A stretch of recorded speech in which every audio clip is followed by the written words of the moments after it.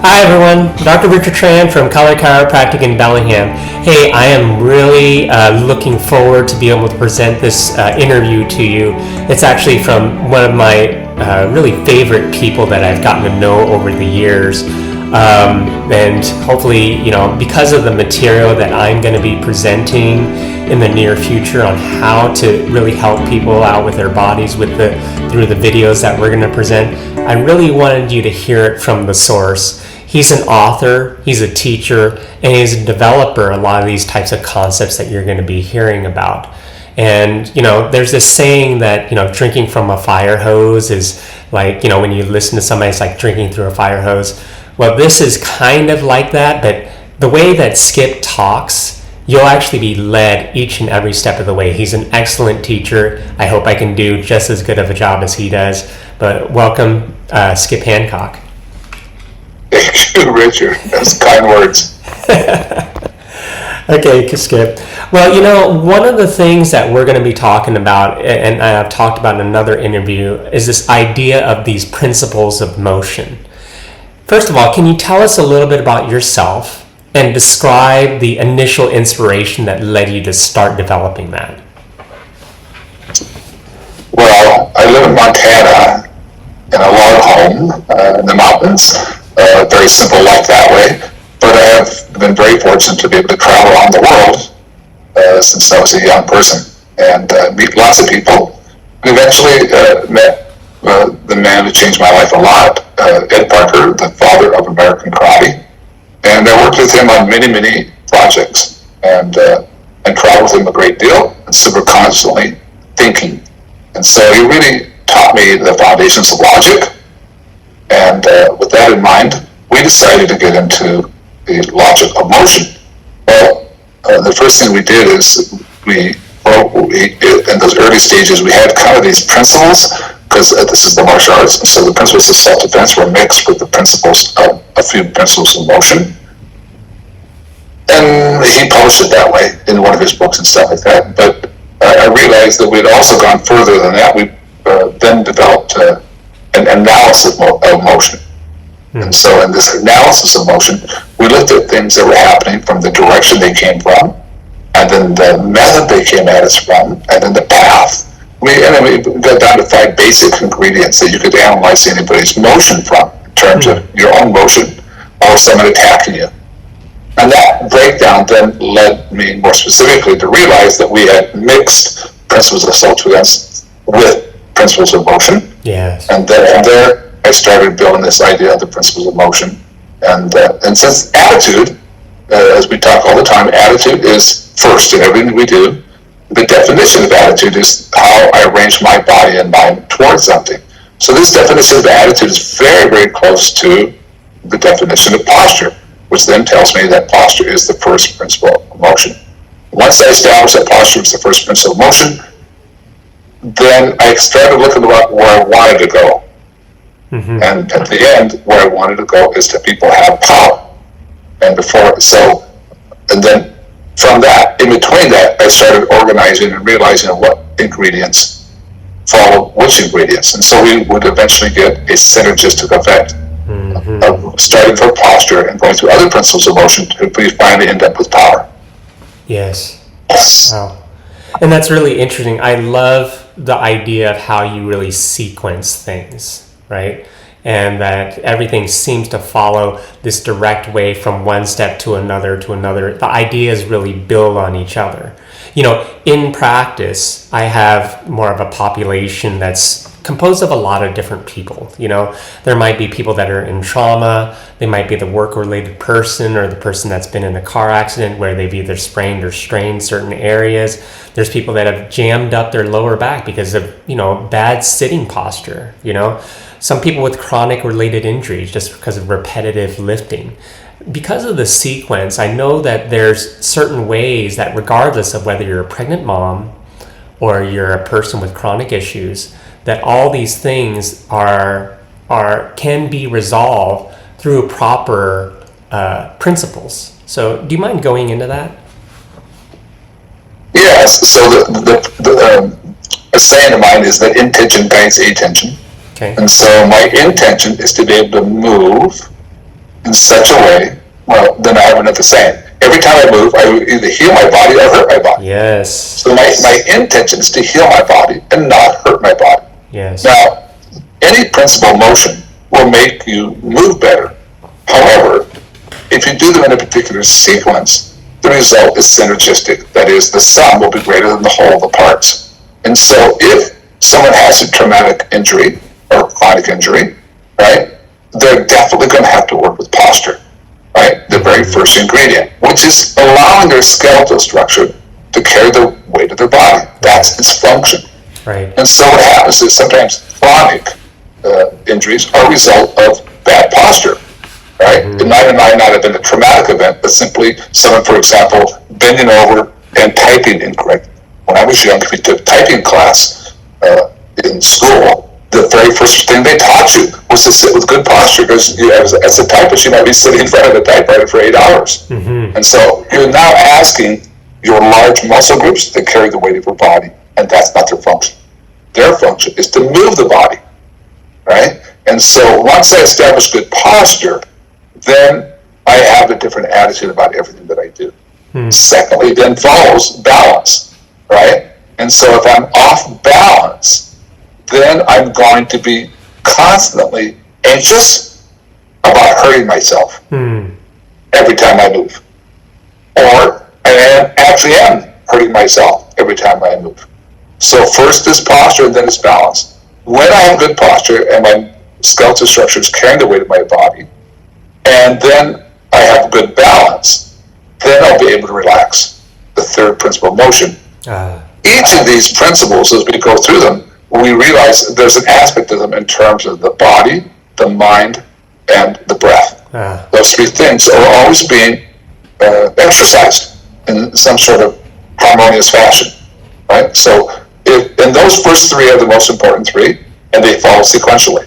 If I have bad posture, I'm not going to have good balance, right? If I lack balance, I won't be relaxed. So the better I improve my posture, the easier my balance will be, and therefore I'll be more relaxed. Right. And so those three ingredients start the process of healing myself every time I move, right? Yeah. Versus increasing the chances of injury. Yeah.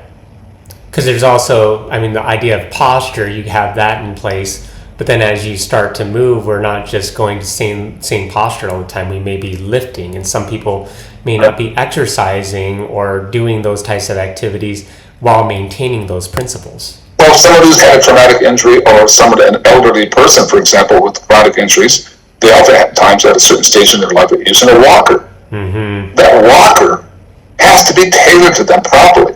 Because the worst possible thing is to have this person bent over all the time to grab hold of the walker. Likewise, any aid like that, like a cane, when the person walks with a cane should be tailored to the individual so they can maintain good posture. Yes. So what happens is, instead, people manufacture canes, and it's cheaper, so they go out and buy a cane that has nothing to do with this particular individual. The same thing with a walker. Oh, my neighbor's mom and dad had a walker. You can use that one. Right? And so they're actually increasing the injury to this person, because now they're bent over the entire time. Interesting. Right? And they become, we look at it from the self-defense standpoint, as being more victim-like. But they're also more victim-like just in everything they do throughout their day. And so now their mind is that way. So life is less enjoyable. Right, and their attitudes changes and stuff like that, right? And so they need to rearrange their attitude by rearranging their posture. No, that's great. You know, I know that my idea actually isn't that original. I mean, as a chiropractor, there's certain people that I've seen. I know other people, but I know that there are other people that have actually taken your work on and developed it in their own way. I don't know. Would you want to talk a little bit about that, like in terms of? Yeah, sure. The core of what I teach is attitude, logic, basics, and fitness. So in the center of everything is attitude, and right around it in this nucleus would be logic, basics, and fitness. And when I'm talking about fitness, I'm talking about spiritual, perceptual, emotional, mental, and physical fitness. Those four things are 90% of everything we do in our life, right? Everything around it, outside of that, is a way to exercise that. Right? And And so we can train that as a martial artist. We train that on the mat and practice in our daily life. But as individuals, what we have to do sometimes is we're practicing life. So we have to stop sometimes and put it in mind, I'm going to train. I had a lady come one time to me in Massachusetts. She was the mother of one of the kids that I was training. She loved to garden. But every time she was gardening, she was hurting herself. Her back and stuff was hurting. So I went over the principles of motion with her, because I grew up on a farm, and I noticed exactly like that. When you're out at the farm, you're picking green beans for 8 hours, because in a little case, your body gets tired. So once I taught her that, when I saw her 6 months later, she was so happy, because now she was using gardening as a way to exercise her attitude, and so her whole life was changed. I had a young guy that I taught who was a very lean young kid, and then he became a lawyer. And he became a lawyer in Washington, D.C. He still is.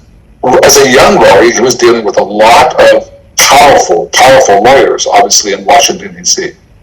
But he told me one day, he said, Skip, the number one lesson that I learned from you all these years from me was posture. And what I do, Skip, when I go into a room, I'd be sure that I out-posture everybody else.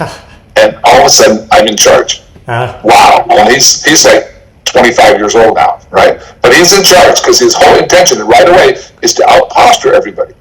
So they can't dominate him, they can't control him, he can listen well, and he's not intimidated. Right. And he can project his ideas.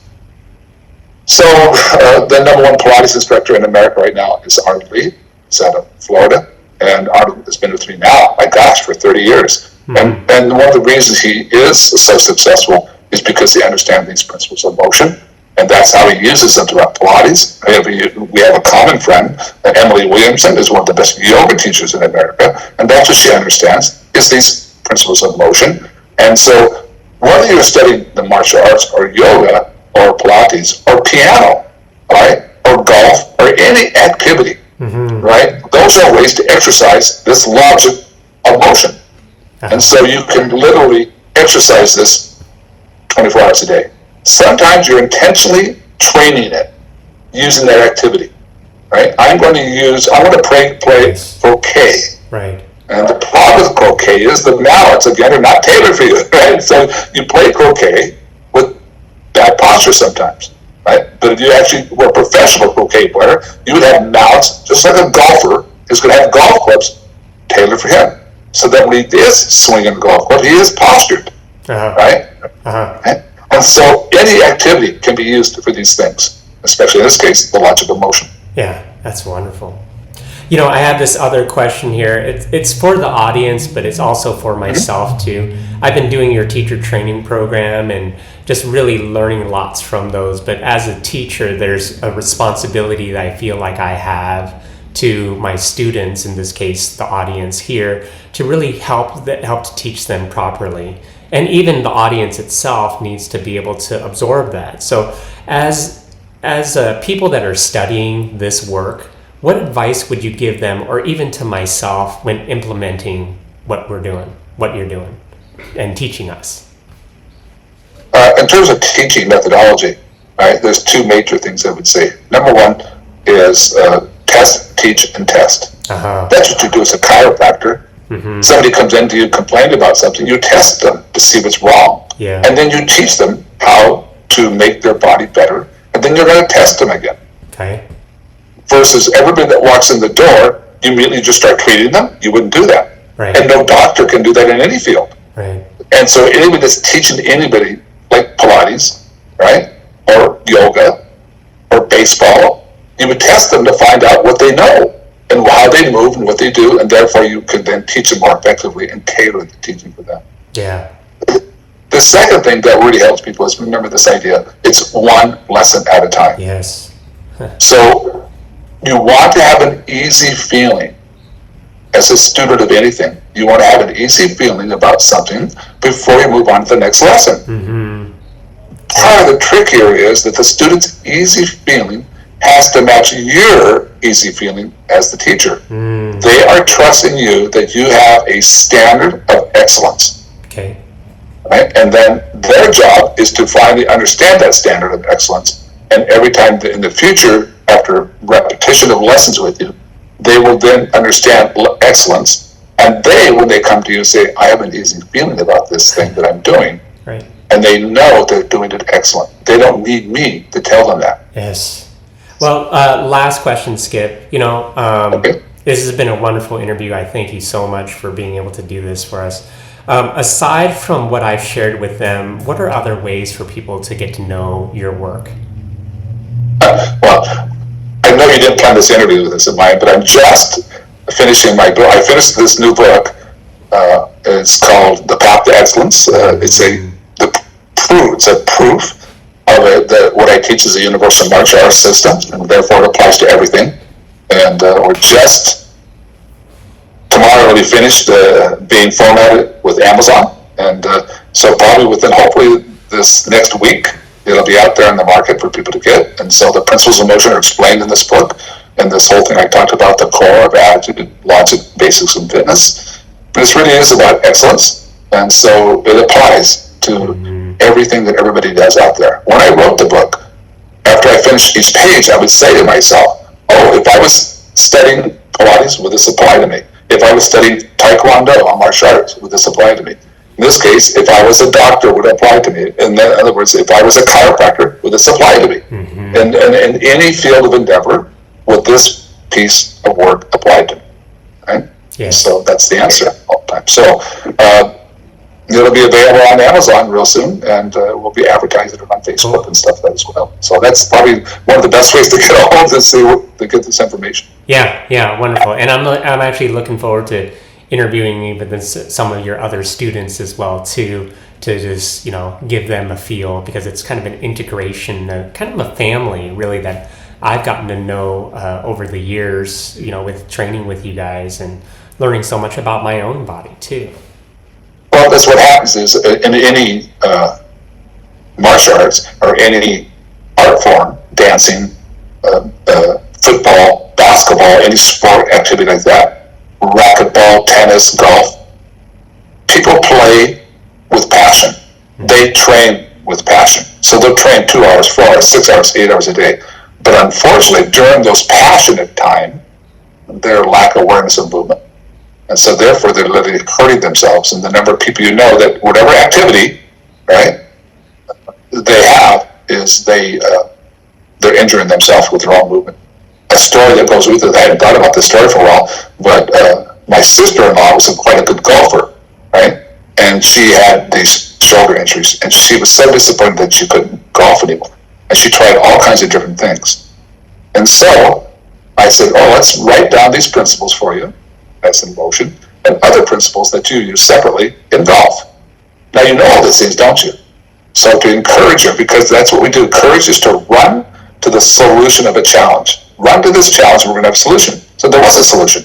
So you have the benefit now of knowing all this stuff about golf, which you didn't know when you first trained. Now play golf left-handed. And she went out in a short period of time, flabbergasted all her friends, because she was better than ever before. Because now she didn't have to work through all the minuses. Wow. She started from scratch with all the knowledge. Yeah. Nice. We wish we could all do that. Start with all the knowledge before we start moving. Yeah. All right? Yeah. So there you go. That's wonderful. Well, I hope that this has been of value to the audience that's listening here. Again, Skip, thank you for being able to share your knowledge with us. I hope that maybe if the opportunity arises that we would be able to talk again on some different principles as we go along. But I know that I'll be, talking to you pretty soon, just in relation to some of these things I want to share out. So. Yeah, and just remember that every one of these principles, we didn't mention them all here, right, in this list, can be studied in great depth. Yeah. Right, in great depth, right? Yeah. So, and that's obviously something for other topics and other days. Yeah, wonderful. Well, thank you very much. Hi, everyone. If you like what you saw, please give it a thumbs up, leave a comment, feel free to share, and subscribe to our YouTube station. If you have any questions or suggestions, we appreciate it. Just email us at info@colorchiropractic.com. And if you want to know more about our practice, go to colorchiropractic.com. We are Color Chiropractic, where healing is achieved through personalized care and collaboration.